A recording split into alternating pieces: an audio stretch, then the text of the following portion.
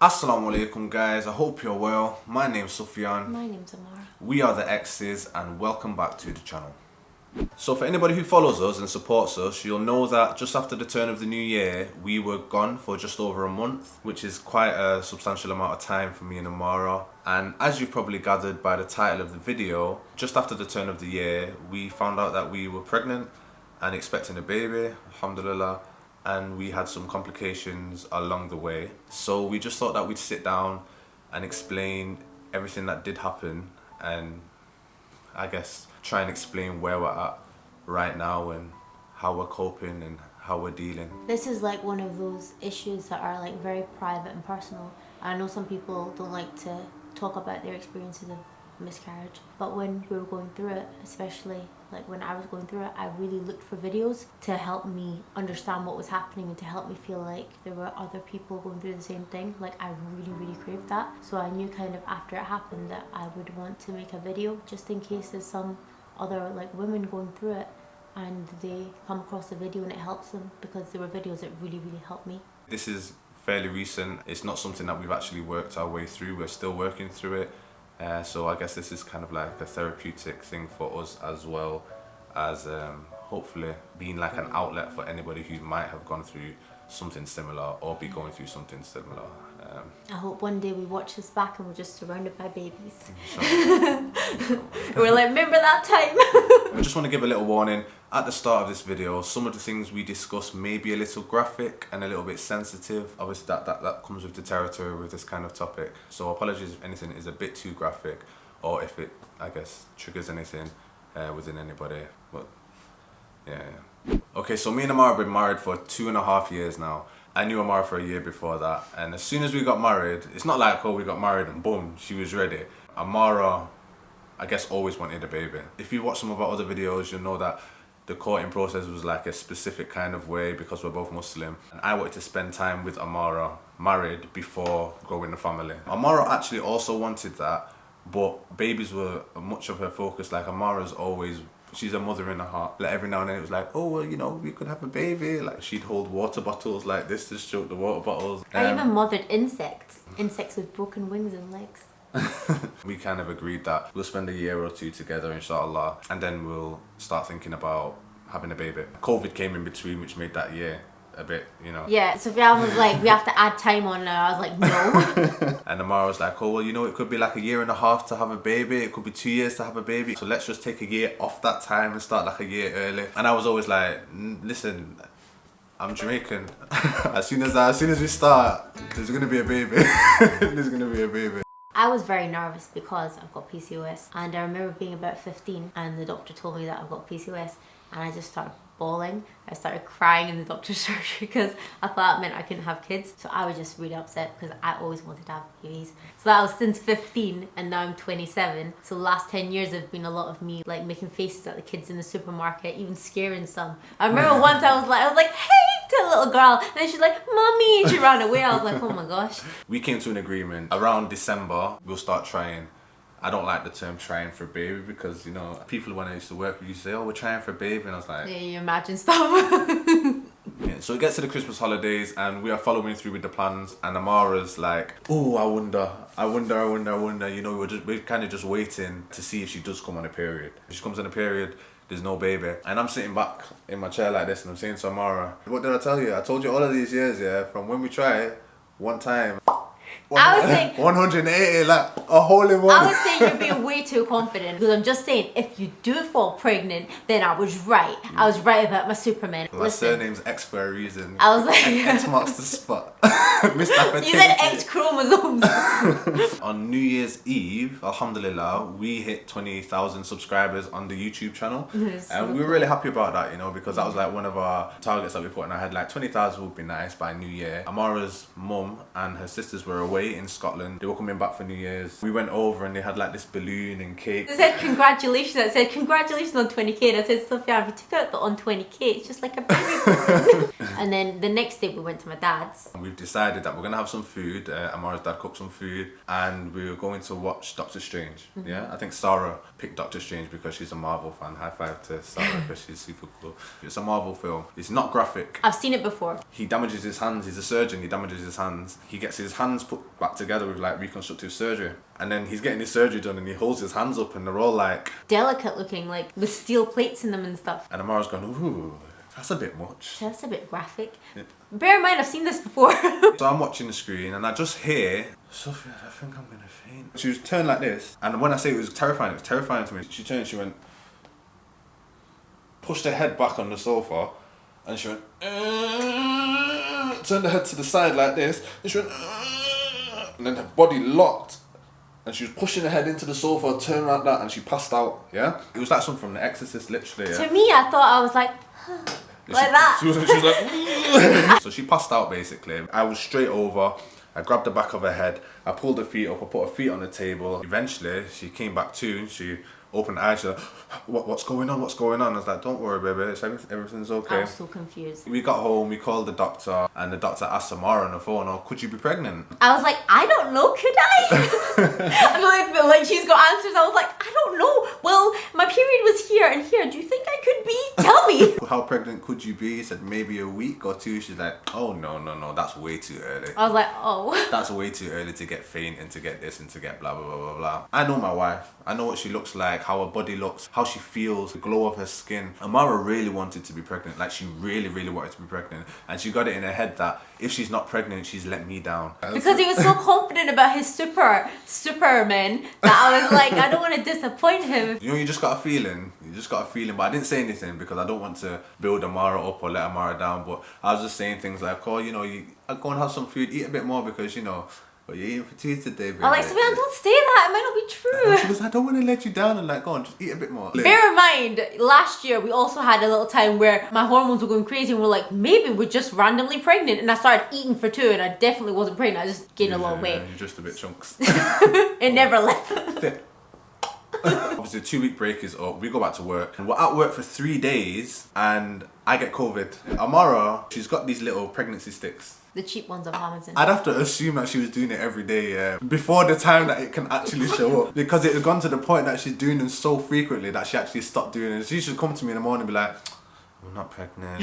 Babe, why are you checking out? I remember I came to him one day and I said, I've not done one today. And he goes, I didn't know you were doing them. We had to do these rapid flow tests, the little ones where you just like do a little swab in your mouth and you put it on the thing, yeah? I did the swab and she's like, okay, well, let's see what happens.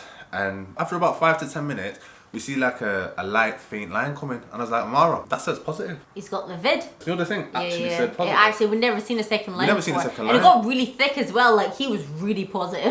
Very positive. When it went positive, I saw her do this. I'd never seen the second line. I was like, that's what a second line looks like. So it's the next day. And I'm thinking to myself, I saw a positive line yesterday. Bearing in mind it was on a vid test.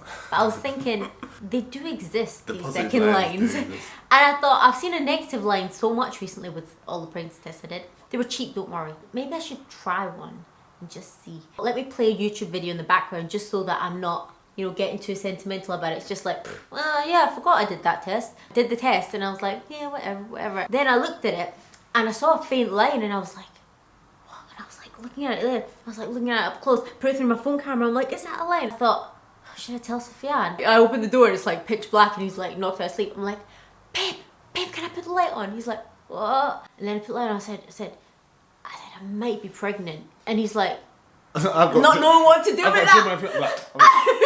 What? I'm sitting up. And you did do that. Yeah. He was like coughing up and stuff. I couldn't even sit up. I was shivering like this. And like, so there's a faint line and I showed him. I said, do you think that's a line? He's like, I don't know. Do you think this is a line? She's putting a stick in my face. My eyes are blurred and stuff like that. I'm like, I don't know. And then she put in her face. I'm like, wait, did you wee on that stick? No, I dipped it. I'm like, why are you putting wee in my face? Move that away from my face, bro. I'm ill. I was like, babe, this is bigger.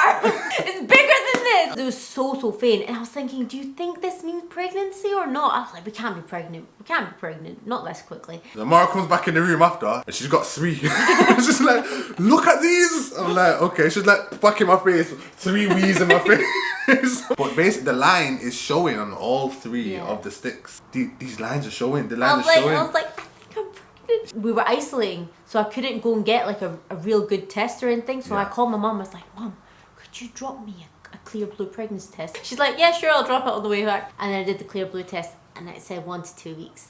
And I was really pregnant. I'm shaking. I'm like, I know. It was like the most surreal moment. We're actually having a baby. Me and my wife are having a baby. Amara, we're gonna have a baby. I'm blending our faces together in my head. I'm like half and half. I'm like, oh. My sisters did that once, our photos, and they were very unflashing pictures. They always use them. They were horrible. Yeah, they were horrible. But And all children are great. Little rat babies.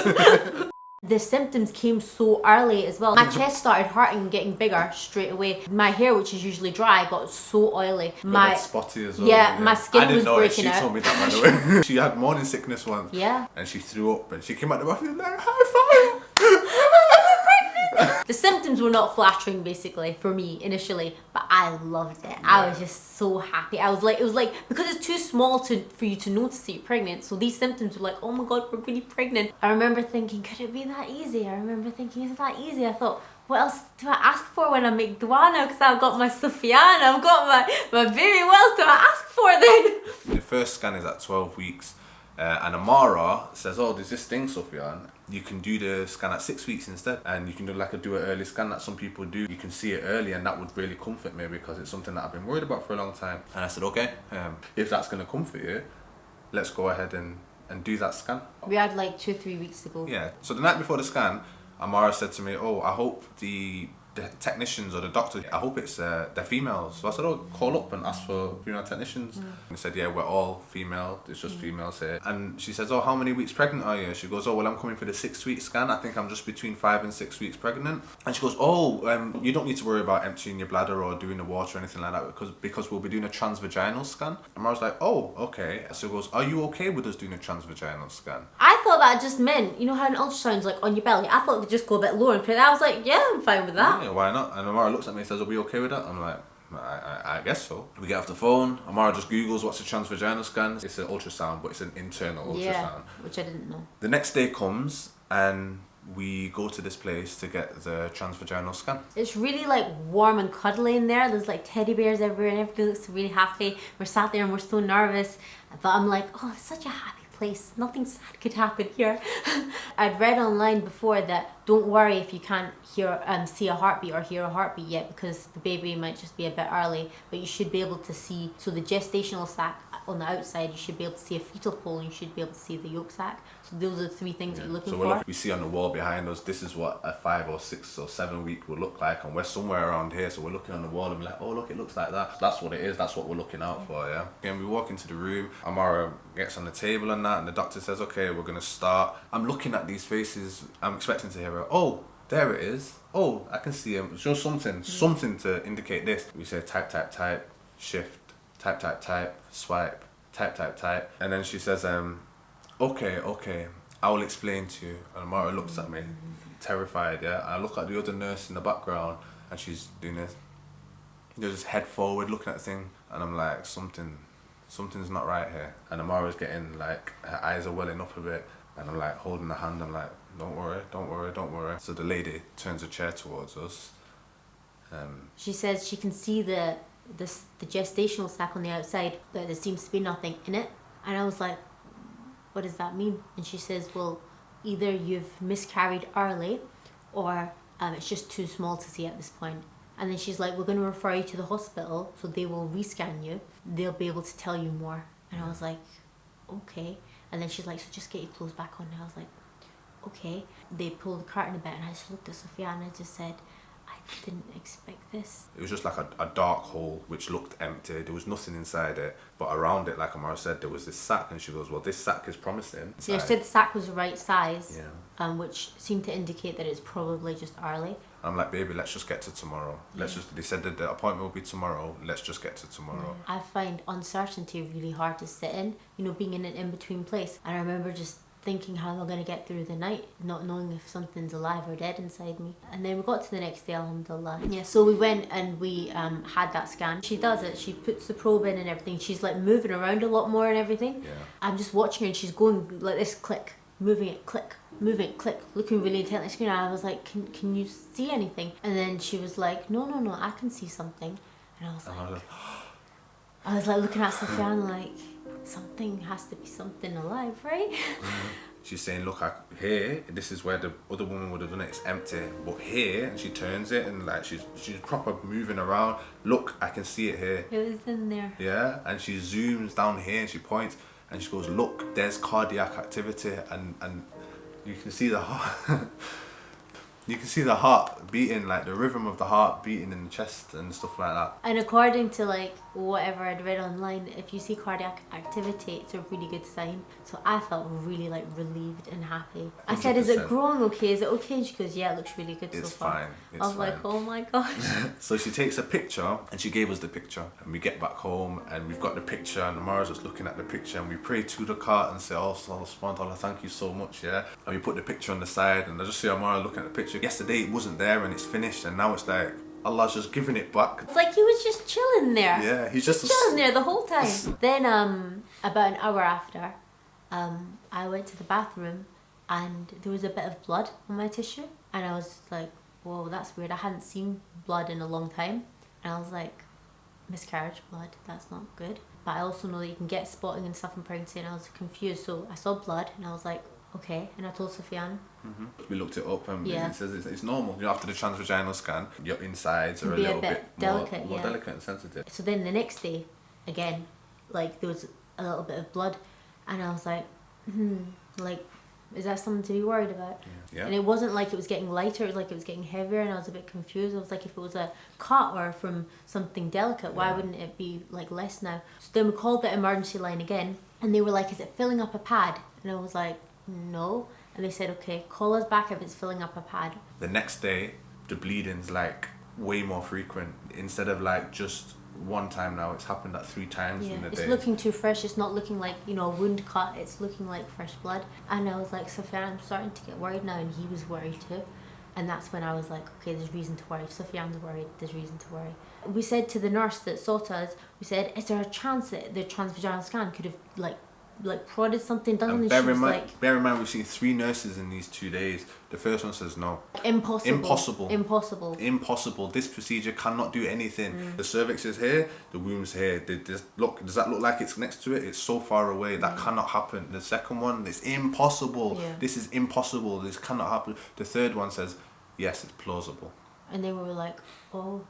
So one person in the whole hospital was saying, yeah, it could hypothetically, you know, affect things. Yeah. And I was like, right, okay. We go home. Amara fills a pad. A lot of blood loss in the toilet as well when she's going to the bathroom. We call again. The lady says, no, you need to come in to the same hospital for the 4th time. I lie on the table and she gives me just an exam, as in she's just looking, you know, just looking, not like probing anything. She's just having a look. And she's like, your cervix is fully closed. There's no cervical erosion. Your bleeding's from within the womb. And I was like, oh, okay. Does that mean I'm miscarrying then? And she's like, the bleeding is from within the womb. That's all I can tell you. And I'm like, I don't understand what that means. Like, what does that mean then? What do I think? What do I take that as meaning? The follow-up scan for when we figure out what's going on was in 2 weeks, and she pushed it forward for next week so that we'd know. So we had to wait 4 days to figure out what was going on. In those 4 days, pretty much straight away, I started getting really, really bad cramps in my back. My chest wasn't tender anymore, and I didn't feel woozy anymore, and I knew that I wasn't pregnant anymore. You know, my body was just going back to normal, and I kind of knew it was happening, and I didn't know how to tell Sufyan in a very sure way, even though I felt kind of sure in my body. I thought, well, what if I'm wrong and I take away the hope that he's got? Because I love that he's positive and hopeful, and what if I ruin that for him and I'm wrong or something? I'm just like getting, you know, in debilitating pain with the cramps. I'm like, we're making food together in the kitchen, he's helping, and I'm like sat on a chair because I can't stand up and everything. We're just making food, and I thought, I'm like miscarrying right now, but at least we can have a sweet moment. You know, we're just cooking in the kitchen. It's like we're just hanging out. I remember thinking, at least in this like horrible time, we're still, you know, got each other. We just have little sweet moments still. Only Allah gives life, only Allah can take it away. These people saying, oh well, I think.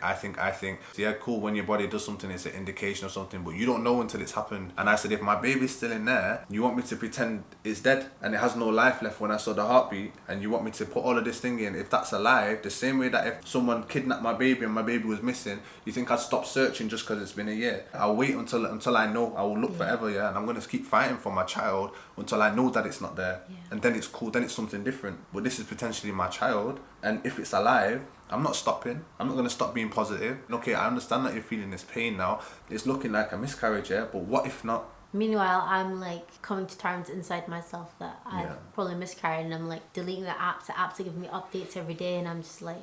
Yeah.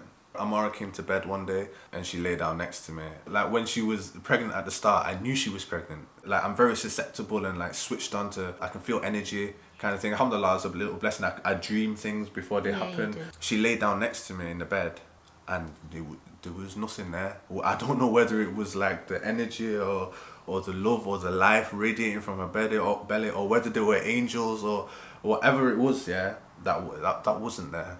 That wasn't there. Yeah, it was just a horrible time of limbo, you know, like not knowing, like having the hope of having the best thing and then having the fear of having the worst thing. Yeah. And you have to balance both of them and just stay in that like uncertain time and just let time tell you which one it is. It's so hard. There's no joy in it. Amara's crying a lot, really broken hearted. She's actually physically bleeding. Yeah. The baby inside her, the parts that have protected it, is literally washing away from her body.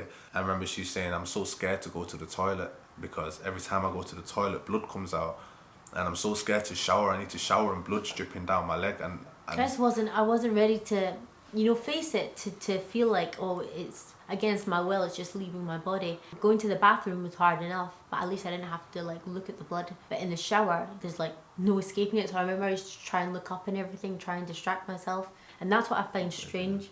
I find it strange so many women go through this and we're just all going through this horrible traumatic thing. Really, it's like your heart is getting ripped out of your chest, and the cramps were so immense, like the pain of the cramps was so immense, and I didn't mind that. If that was to have a baby, I would be for it, but the fact that it was like losing something, I was so sad, and I just couldn't stop crying. Like I just couldn't human. Then I went to the bathroom on one of the days, and as soon as I sat down, something just dropped out of me, and I was like, that's strange.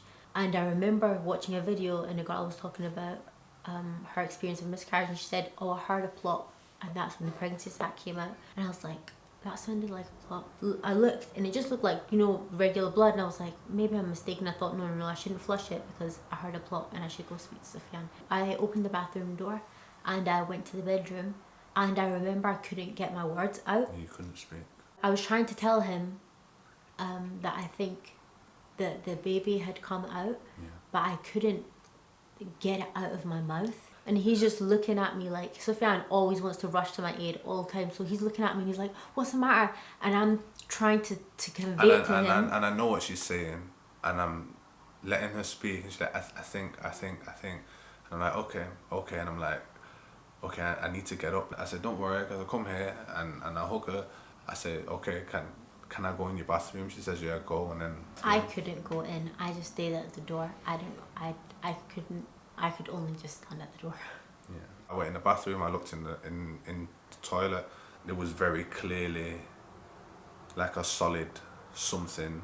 I asked Amara, what do you want to do? I said, I want to look at it. I want to make sure that this is what I'm seeing, that this is it. I don't want a doctor to say, I want to know myself, yeah. I went and got some gloves, because this is deep in the bowl now. I went and got a spoon, I fished it out myself, and I held it in my hand, and I touched it and I turned it over, and I could see the umbilical cord coming off it. I could see the sac around it. It looked the way that they said that the sac will look, like very They said it's grey. It's like grey, yeah. It was definitely like a miscarriage. Whatever was in her body came out. Feels different too after you pass the pregnancy sac. If you pass it in completion, like I did, a lot of the discomfort of the miscarriage kind of eases. So you still bleed and stuff after, but you don't feel the cramps and stuff as much. Yeah. So that's how I knew that you know, that was what was happening. Yeah. I remembered just after the sack passed, I was stood in the doorway and I just looked at Sophia and I just said, I don't know how to move through this. This just felt so new. It felt like a completely different test that I had not prepared for. What do I do? Because I just felt like I had no strength to do anything, no resilience to do anything. I just felt broken. And I thought, I'm gonna have to do something, even if it's just move or shower or do something. I can't do. What do? I have got no strength to do anything right now. He just hugged me and he just said, you don't have to do anything. You don't have to move through anything. He goes, you just feel whatever you need to feel and I'm going to make sure that we're okay. He said, I'll take care of everything. You don't have to worry about anything. And I just felt very safe and very like, okay, I can crumble a bit and it'll be okay. I think there's something when you've been through depression, it's really scary to let yourself crumble because you know it can just, you know, be a dark hole. Sink deeper and deeper and you deeper. just sink deeper and deeper. I've not had an issue with depression in a long time now, and I just got a bit scared that I was going to sink. And Sufyan was basically saying that he wasn't going to let us sink, and that just meant so much because I didn't have to think about, okay, how do I keep us afloat? How do I keep me afloat? Because he was just like, you sink and I've got you. I'll keep you like up, basically. Always been. The emotions that she was feeling are totally justified. You know, the thing that I wanted or kept on reminding Amara not to do. The negative looping and the negative cycling, and like Amara was blaming herself a lot, and I really regretted doing the scan. The scan was like my idea and I really regretted doing it, and I couldn't escape that guilt, and I was so nervous as well to tell our families. I was nervous to tell Sufyan's family because I felt like that was my fault and I've like taken away everybody's like child and everything. that was never true.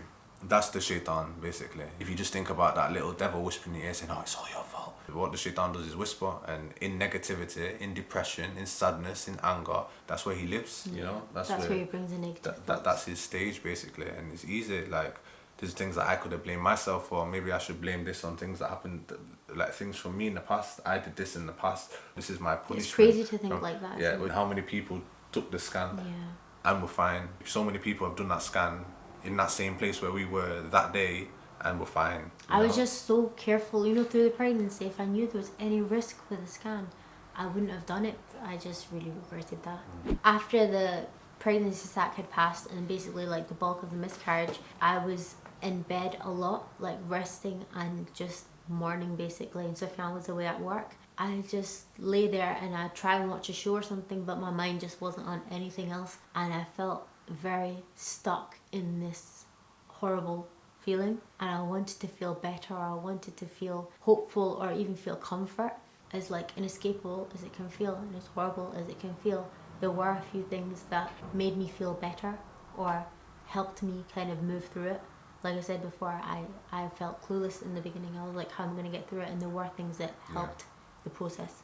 Nobody can save you from miscarriage. When you're going through it and when your body's doing that, nobody can stop it. Like that's something even the doctors say, we can't stop a miscarriage. Nobody can stop it. In that time, nobody could comfort me as much as Allah. Allah is in control of everything, and there's no point me crying to a person to fix it. I can cry to a person for comfort, but there's no point me crying to a person to fix it or to heal me, to give me hope. That's like something that I do with, you know, my God. Praying and making dua and turning to Allah a lot helped a lot to feel like I can ask for something, or I can, you know, I can reach out to somebody more powerful than me and somebody that can have control over these things that I have no control over. So that helped a lot, connecting in prayer and just making a lot of dua. Other than that, I had Sufyan, and that was like a huge thing, because anytime I felt upset, I knew I could just go to him and say, Sufyan, I miss the baby, I miss feeling pregnant, and I just knew that he would just cuddle me and comfort me, and it was like a lot of times a day. And I just go up to him and I'd just cuddle into his chest, and he's like, are you alright, darling? And I was like, no, I miss the baby, and he just hugged me. And I feel like I had a partner through it all. Like, he researched everything as much as I did. He knew the ins and outs of what I was going through. It wasn't like I was in the bathroom going through this physical thing and I'd come out and he had no idea. Like, he knew every single step of what was happening. He looked at everything with me and everything. So as traumatic as it was, even seeing the stuff was so traumatic, but it helped that he had seen it all too. Like there was nothing that I felt like, oh, my eyes have seen this thing and I'm stuck with it. That was the only thing that was hard. It was horrible. I wanted to take the physical thing. I thought how horrible that you have to go through that, and I couldn't do anything, you know. It was the first time that Sufyan couldn't save me from something. Yeah. Sufyan's like always my hero. If I'm ever in a pickle, he'll always just make it okay. He'll swoop in and be like, I'll take care of that, and he can always smooth things over for me normally, alhamdulillah. And this is the first time where I felt like, oh, I have to deal with this. Like I have to physically be able to deal with this, and I have to emotionally force myself to process this. It was so out of my comfort zone to have to figure out how to deal with it. One of the things that helped me a lot was listening to Quran, specific reciter, and I just find him so soothing. You know, like when you feel something, you're going through something emotionally, and you look for the song that like fits the mood and that feels cathartic and that goes with it, and you might click, skip. Sometimes it's just a note in the middle. Yeah. Quran was the only thing that perfectly like it felt so cathartic to me in a way. And I've been through struggles before and I've played Quran, but I've never connected to it as much as this time. It was a thing that I could play and I could feel like it just understood everything.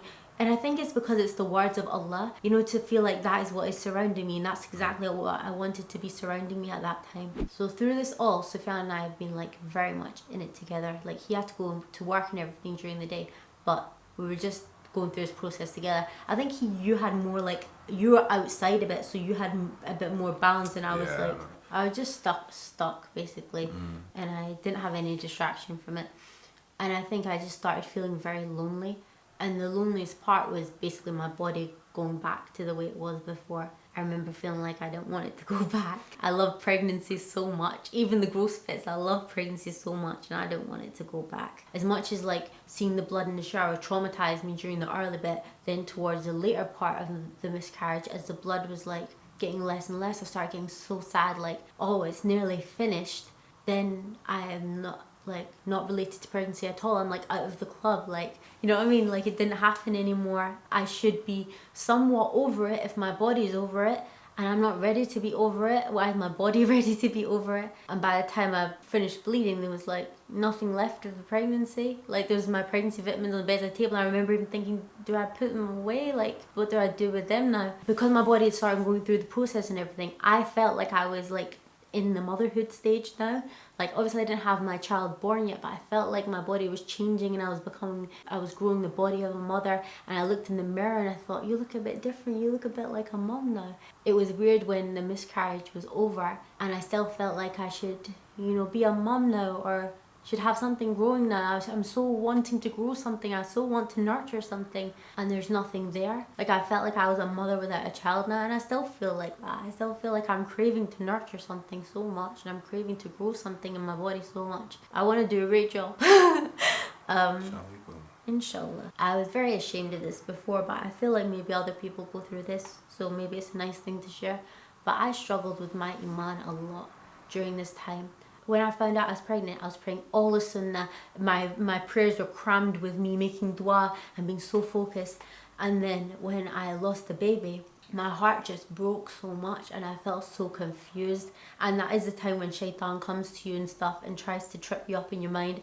But I just felt like maybe I'm not a good person and maybe I'm getting punished for something. Or I thought maybe there are so many good people in the world that my duas aren't like top of the list to be worthy, which doesn't make sense because Allah can make anything happen. It's not like he's got a limited capacity. I felt like I must be unworthy of my duas being answered. And I know that's a thought from shaitan because everything else in my life has been a blessing, alhamdulillah. Yeah. You know, even this must be a blessing. So how could I be unworthy of this one happening if Allah, you know, granted all the other ones? But my iman like took a hit, and I had to really like force myself to, you know, keep praying your sunnah, keep making dua. And I was so scared to make dua because I felt like I'd been making dua for so long and that thing had just gone. And what do I make dua for now? Is it too early to make the dua again? Like how does it work? I felt like I couldn't even whisper. I was so scared to like ask for it again. Now obviously like I've processed it a lot more. I know that that's not how it works. I know that Allah is so merciful. Allah is not a punisher like that. You know, Allah is only like looking out for you, and if you make dua, if you reach out, if you're praying and you're making dua for something so much, Allah subhanahu wa ta'ala gives it to you and then takes it away, or doesn't give it to you. There's wisdom behind it. There's a reason that's happening. You're not going to beg Allah for something, He takes it away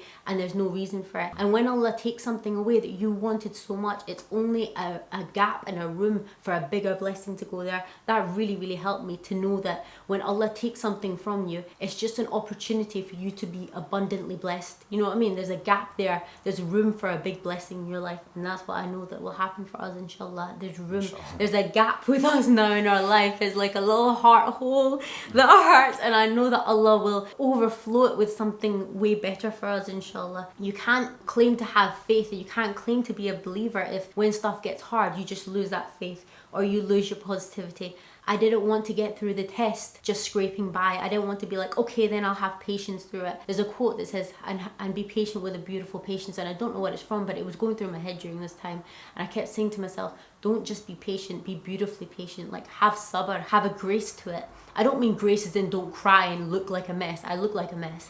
I mean like, don't lose your faith, and don't let yourself sink so low that you become hopeless in it. And I went through the phase. I went through the acceptance of hopelessness, that anger, the fear of what was going to happen in the future, and I went round and round and round. When you get to the end of it, or coming to the end of it, it's just easier to think clearer and to know that Allah is just merciful and kind. And if something is so precious to you and it's not given to you straight away, you just have to trust there's a bigger plan. And people have way harder tests than that. I know that. I know it was a blessing that, if it was going to happen, if the miscarriage was going to happen, I'm so grateful it happened early.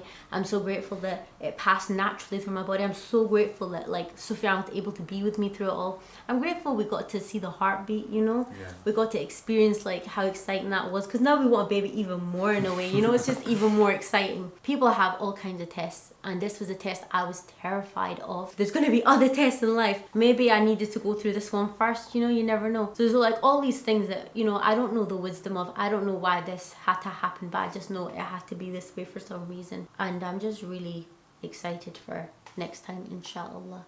Inshallah. So just quickly from my perspective of what was happening, whenever I've heard about miscarriage, I've never had it it's a woman thing. Just in general, 1 in 4 women have a miscarriage. That's a really high. It is so high. It's a really high number. Yeah. So high. Miscarriage is a female word. It's like a period to me. It's a period. Yeah. That's something that women deal with. But I felt it. I felt it too. I don't know if this is exclusive to me, but I felt it. I felt sad for Amara. I felt sad for me too. There were some things that I struggled with throughout this process. So we got pregnant, and Amara was like, I'm worried about this. We could miscarry. We could miscarry, and I'm very attentive to Amara's feelings. I don't want her to feel sad about anything. So I held in this reaction. When we got pregnant, I know how I'm going to celebrate, and I'm going to react, and I'm going to be a dad. You know what I mean? And it's like I never even really said the words, I'm going to be a dad. I never said it. I never celebrated it. I never let it out. I held it in. Me personally, I felt like I had all of this emotion to let out, just to scream and celebrate. And then before I could even let it out, I was finding out that there's nothing in the thing, yeah. And then we found out that it is there, and I'm like, okay, we're back. And then she bleeds, and I'm just feeling, Amara, please be okay, Amara, innit? My priority as her husband and as the father of whatever it is to make sure that my family is okay. I will be Amara, I will be your strength. I don't know if this is a common theme with people, but it's like I forgot to feel my things, And there was one point where my parents, we were in COVID and we just finished COVID, and my parents came outside to see me because my mum was really worried about me. She just wanted to see me. It wasn't even a deep conversation, yeah? And because I'd been holding all of the emotion from Amara, when I came back in, Amara said, was that nice to see your parents? And I was like, yeah, it was nice. And I just cried. My tears started falling. I was like, no, hold it, because I'm trying to hold it together for Amara and for my family. I'm just trying to hold it together. It hurt me as well, basically. It hurt me. We were about to have a baby, and then all of a sudden we weren't. And I was like, oh, this isn't just a female thing. That was my child. And I understand that it was early and these things happen, but that doesn't stop me from wanting that thing, and it doesn't stop it from hurting. And I think that even now, after it happened, I went to the gym, I'm running. I'm staying busy, I'm doing this, and I've not given myself the time to feel. Listen, 4 weeks ago, we had a picture of the baby saying, this is the heartbeat. It's really recent, I hope inshallah that Allah just gives us loads of blessings that I don't even need to go through that thing, yeah. But it's on the edge somewhere, you know, it's inside. So I don't know. I don't know if it'll mean anything to anybody that I felt it too. You know, men feel it too. The miscarriage is not just don't cry, baby. Don't cry, baby. The miscarriage is not just a woman thing. It was our child, you know. I think that is a testament to how involved you are though as well. You know, like I went through the physical side of it, but Sophia, I'm really, really like, you know, I told you I was by the door for him and I was saying to him, I don't know how I'm going to move through this, and he said I'll take care of everything, and he really did. Like, he just held our whole like lives up, you know, by himself for like such a long time when I just didn't have the energy to do it. There's a kind of man that I've always wanted to be. I told you when I got married I became that man. I want to be that guy. I want to carry all of the family on my back. I'll do that. Yeah, I'll die like that. I wanted to be there for you too. No, but that's why I don't tell you. That's why I don't tell you. Yeah, I don't need you to look after me. All I want is back massages and a little tickle. Yeah, but I don't want that from Amara. I want to be able to look after me. I'm not complaining. All I'm saying is that yes, I feel it too. I get up and fight and keep going, but my heart is broken too. And then also, and I wasn't actually going to mention this in the video, because I've definitely not made my peace with this. So Amara miscarried. It came out into the toilet and I fished it out with the gloves and everything. I had it on the spoon and I was looking at it and I was turning this thing around and I didn't know what to do with it. Amara's like breaking down in front of me. I'm holding this thing which is extremely graphic. It's like all blood and cells and tissue and we've got to go to the doctor in the morning and all of these things. I'm trying to balance all of these things and I'm like, just look after Amara, just make sure my thing is just make sure Amara's okay. And I said to Amara, what do we do with this now? Do we take it to the doctor? What do we do? I didn't want to keep it in a tub. She didn't want to do that. I didn't want to bury it outside here. Take it to the beach, to the sand and bury it in the sand. How do I get to the sand? Middle of the night. Amara's cramping and she's crying her eyes out and I don't know what to do. So what I ended up doing, we agreed, is that we would put it back in the toilet, which I fished it out from, and flush it. I did. I put it back in the toilet and I flushed the toilet, and as soon as it went down the drain, something inside, I tried to like put my hand back down and I wanted to go back in the drain, and I was like, what have I done? Why have I flushed it? And I don't even know if I'm ready to speak, or I've got no peace with that. As long as I live and think, I will probably wish that I took it and buried it somewhere. In terms of Islam, the burial rites don't exist until months into the pregnancy, yeah? So we believe that there's something called a ruh, which people call a soul. It's not actually a soul, but like the life form comes into the fetus a few months into about the pregnancy. Yeah, so about 4 months in. This is five weeks in. Yeah, there's no ruh in. Yes, there was a heartbeat in something that was the size of the grain of rice, which still was my child. I saw my child's heartbeat, you know. And I'm not trying to say that, oh well, it was just big, so it was my child. But it doesn't have burial rites in Islam, so I can rationalize that. Okay, well, you're not meant to bury that. But if I think the fact that it just flushed down the toilet, I mean, it could have gone down the toilet anyway. Yeah, I literally fished it out from the back of the toilet. I thought of it as in so many women pass it and they don't even know that they've passed it and it goes. And I thought we've got to look at it and everything. But this isn't our forever home. Like, it was just a hard decision to make. We were cramping so bad. It was the middle of the night. I thought the safest kind of place for it to go is just to go, you know, where it came out. So that I did that, and I have no peace of it. I literally can't even think about it. It feels wrong, and it haunts me a bit, you know. And I just feel like that what I did was not the right thing. And I know it's totally fine. And some people flush it, some people bury it, It's a personal thing. But for me, so sorry. It's not about the rights or anything. It haunts me a bit, you know. I feel like I did the wrong thing. There are times in our life when we think back and, you know, if only I didn't do this at that point, then this would have happened, you know? If only I left the house 5 minutes later, then this wouldn't have happened. If only I would have picked up the phone, then she wouldn't have gone there. If only I didn't do this, then he would have been here with me now. And, you know, we have these split-second decisions which are butterfly effects, which we know that life didn't go that way or did go this way, and we could have prevented it if we did this at this point, yeah? So we've got context for that. What we don't know as human beings is the things that never happened. Like I said, there's wisdom to everything. Allah is the most wise. This baby progressing past this point could have given Amara serious medical complications, and in the worst case scenario, cost her life. It could have been born with serious complications, could have been the most difficult life for me and Amara, which we would have obviously just fought with anyway and been happy that we have our child regardless, but this could have been another test in that way. Our baby could have been born and died at a later time when it was actually alive, yeah? There are a million possibilities, so we don't know what could have happened. And in our minds, when we speak to ourselves, we're like, oh, if only I would have had the baby, everything would have been okay. But we don't know that everything would have been okay. We're painting out a false life where it just goes like this and everything just blooms, and we're not in control of things like that, yeah? Where else in life did that happen? But it would have happened in this situation, yeah? So through all of these tests that we happen, we need to remember that Allah is in control, and there are things that were never meant for us at that point, or things that changed along the way. There's wisdom behind it. Allah is protecting us or preventing these things from happening, you know, and we don't know what didn't happen. I also just wanted to tell you, I'm very proud of you, Amara. I'm extremely proud of you. You were the best. You will be the best of mothers. You were the best mother, and you are still the best mother. You're my wife, and we will have a family together, inshallah. Inshallah. Yeah. All of your worst fears and your nightmares, you've conquered them. Yeah. Allah gave you the opportunity to conquer them, and you have done that. Yeah, and I love you, and I'm very proud of you, and I'll always be by your side. Yeah, and you'll never have to be alone. And yes, I could have told her that privately, and I have told her, but I just want, you know, so she can look back and, you know, this. I'm proud of you. Yeah, and you're still a mother. And for anyone who has miscarried and doesn't have their child anymore, you are still a mother, and you were the best mother, and you are the best mother, and inshallah, you still will be the best mother. Yeah. I love that I can still be in the club. Yeah, you're still in the club. You still got the t-shirt. I love the club. Yeah. And she's skinny again. I don't want to be skinny again. Yeah. So I'm really sorry if this video is a bit graphic for any of you, but when you're going through it, it is graphic. Yeah. And sometimes you wish that other women had talked about it in the real way, so that you don't feel like you're alone, or you don't feel like, is it meant to feel like this? Is it meant to be this horrible? And I hope that this helps someone. Hopefully, Inshallah. Because it can be just a lonely, horrible time. Yeah, it can be. Me and Amara have made dua and prayed that maybe one day, inshallah, we have loads of children. So please all make dua for us that we have a very healthy, righteous children. You pray for us after we're gone. But we have prayed that inshallah we make it to Jannah, and that when we are there, you know, we can meet that child. It was at 5 weeks, but I feel like he was a boy. I think he was just a little boy. It's probably a boy, but may that Allah can allow us to meet the child that never was.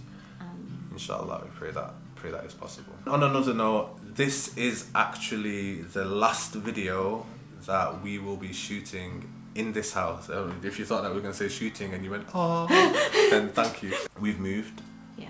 To a place without black mold and a 5G tower right outside your bedroom window. No, it's true. With hardship comes ease, and alhamdulillah, we'll be able to upgrade this and, you know, start afresh. And not everybody will be able to start afresh from things like this. We wanted to shoot this video here because although we will carry it with us and talk about it, and it'll still be something, we want to leave this here and inshallah move on to new memories in a new place. So the next video you see from us will be somewhere else. Being a new. Yeah, it's been nice here. Yeah, this is it. Very ready to say goodbye. Say bye to that wall, the red that brings out my eyes. And thank you for sticking with us on the journey through our first, however, like nearly a year now. It's nearly been, yeah, showing us all the support. Whilst we have lived here, it's been very, very touching, emotional. We're so privileged. That's all from us today. That's what we've been through, and that's what we're going through. Inshallah, we'll see you with the next video soon. Assalamu alaikum wa rahmatullah.